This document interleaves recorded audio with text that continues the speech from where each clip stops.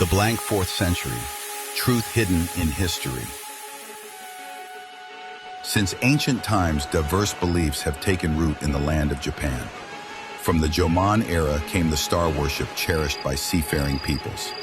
The people of Izumo preserved a powerful sun cult. And for agriculture, faith was placed in reading the cycles of the moon. When these three faiths were firmly established, history began to shift dramatically. In the 3rd century BCE, Sufu, who came from the Qin dynasty, along with those who followed him, transformed the culture and civilization of the Japanese archipelago. They guided the people away from the animism of the Jomon era, which held that all things in nature housed spirits, toward a new age. One of the greatest mysteries in Japanese history is the so-called blank 4th century. This period corresponds with the Kofun era, when massive burial mounds were constructed. Eventually, Buddhism was introduced to Japan, altering burial practices that had been centered around Kofun, and thus the Kofun period came to an end. But there was one group that resisted this influx of Buddhism until the very end. They were the descendants of Ame no Kagaseyo, who revered the worship of the star gods. Their faith is still preserved today at Omika Shrine in Ibaraki Prefecture. The truth history tells through Mono. To unlock Japan's past, the key lies in Mono, the word for things. In Japanese, a tale is called monogatari, literally things that speak.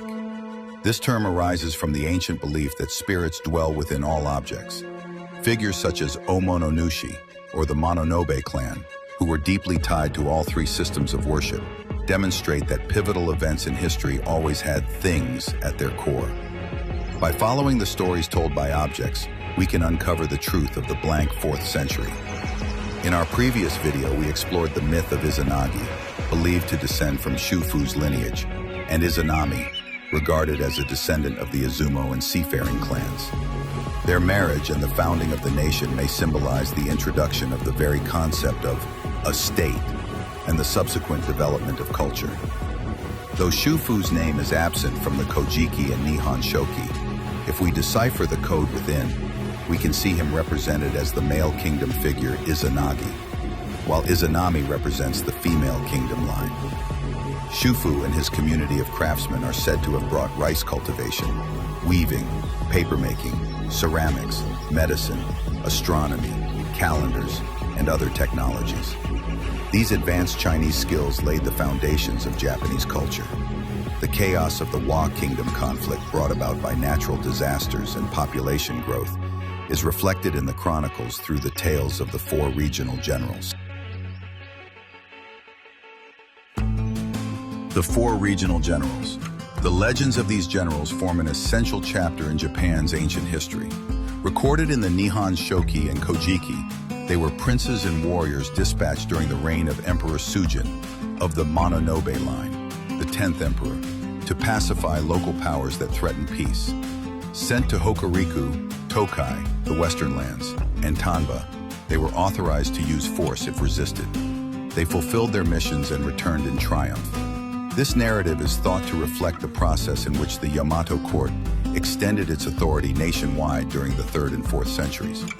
Let us follow the path of each general. Hokuriku Road, Ohiko no Mikoto, the eldest son of Emperor Kogen and father-in-law of Emperor Sujin. He subdued the Hokuriku region. His traces remain across a vast area, from Funazu Shrine in Fukui to Aikuni Shrine in Mie, and even as far as Isasumi Shrine and Koshio Shrine in Tohoku. According to Kojiki, his descendants met Takenunaka Hawake, who pacified the Tokai, at Aizu, giving rise to the name Aizu. Tokaido, Takenuna Kawawake, son of Ohiko no Mikoto and progenitor of the Abe clan, he pacified the Tokaido region.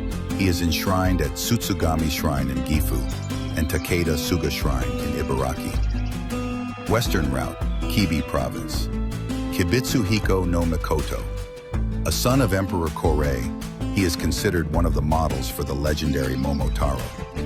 Having subdued the Kibi region, modern Okayama, he took the name Kibitsuhiko. He is worshipped at Kibitsu Shrine, and Kibitsuhiko Shrine, and his exploits remain legendary.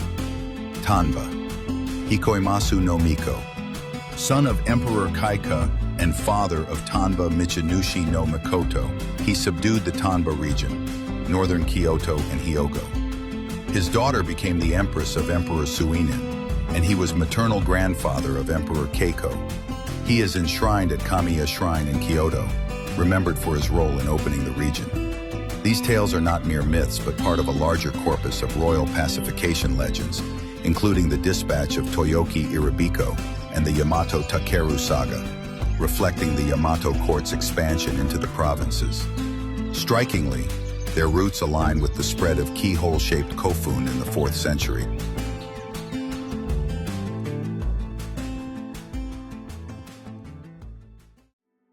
Kofun, the silent witnesses of the blank 4th century. The keys to deciphering the blank 4th century lie buried within these massive tombs. This year, the excavation of the Tomio Maruyama Kofun revealed 3 bronze mirrors that stunned researchers.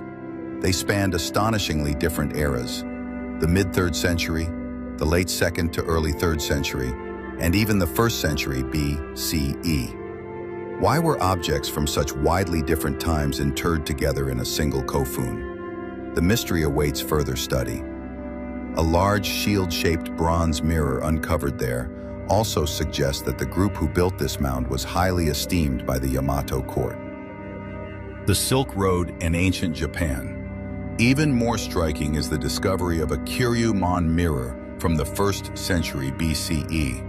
Identical mirrors have been unearthed in distant Uzbekistan. This provides rare evidence that the vast network of exchanges across the Eurasian continent already reached as far as Japan. Through the Silk Road, people, goods, and ideas flowed into the archipelago, and this single mirror makes that ancient connection clear. Even more intriguing is the comparison between the Tomio Maruyama Kofun in Japan and the Koktepa tomb in Samarkand, Uzbekistan, dating back to the 1st century BCE. Both sites yielded mirrors with coiled dragon patterns. At Koktepa, the dragon takes the shape of an S, while in the Tomio Maruyama Kofun, it appears as a reverse S. This reverse S-shaped design is known in Japan as the Hayato crest and is famously seen on the shields of the Hayato tribe. Remarkably, the national emblem of Kyrgyzstan also depicts a falcon, and in Chinese characters, falcon is written as Fayat, the same symbol that connects to the Hayato people of Japan, descendants of Umasachi Hiko. At first glance, the connection between the Kyrgyz and the Hayato may seem coincidental, but historically, Uzbekistan and Kyrgyzstan were part of the same cultural sphere known as Sogdiana, homeland of the Sogdians. The discovery of sibling mirrors with coiled dragon motifs in both Japan and Sogdiana suggests a possible link between Japan's ruling elite and the Sogdian people. Furthermore, during China's Tang dynasty, many Sogdians with the surname An were granted the surname Li. The Li family itself is said to have originated from the Hakka people. Intriguingly, some traditions suggest that the Hakka may have been descendants of the Jewish people. Ancient memories in Japanese ritual. These exchanges live on in Japanese rituals today. At imperial enthronements, 2 sacred cloths are indispensable: aratai and nigitai. Aratai, hemp cloth woven and offered by the Imbe Shrine. Nigitai, silk cloth presented by weavers in Aichi Prefecture. These symbolize the union of Japan's native hemp culture with the silk culture brought through the Silk Road. Even the tradition of wrapping newborn babies in hemp cloth preserves echoes of ancient life. Climate change and new cultures. Around this time, global cooling caused upheavals worldwide. In China, the 16 Kingdoms era saw nomadic migrations. In Europe, the Great Migration of Germanic tribes displaced countless people. Some of these wanderers may have crossed the seas to Japan, bringing new skills and traditions that enriched its culture. During the reign of Emperor Suinin, the 11th emperor, key reforms were enacted. The sacred palace that became the origin of Ise Shrine was established. clay Haniwa figurines replaced human sacrifice in burials. Immigrant families such as Tajima Mori, descendant of Ameno Hiboko and bearers of ironworking, were given prominence. With iron tools and irrigation, agriculture flourished. The soil moved for these projects supplied the earth to build massive kofun. These tombs were not merely graves but monuments to nation building. Within them are engraved the lives, exchanges, and global ties of ancient Japan. This discovery may rewrite everything we thought we knew about Japan's history. What hidden story do the mirrors of Tomio Maruyama Kofun tell? And what truth lies buried in the blank 4th century? The answers may still be sleeping beneath the soil. Next episode preview, from the 4th to the 5th century. The journey to fill history's void now enters a new stage. Next, we will face Yamato's greatest adversary, a forgotten kingdom in the far north, the land of Hidaka no Kuni. Its people were the Emishi. The chronicles speak of the hero Yamato Takeru, but his tale is no simple myth. It is an epic, reflecting how the Yamato court confronted powerful local kingdoms. Why did Yamato Takeru march eastward? What truth awaited him in the land of Hidaka no Kuni? In the next episode, from the 4th to the 5th century, the stage shifts to the frozen north. Together, we will unravel the hidden kingdom behind the Yamato Takeru legend. Stay tuned.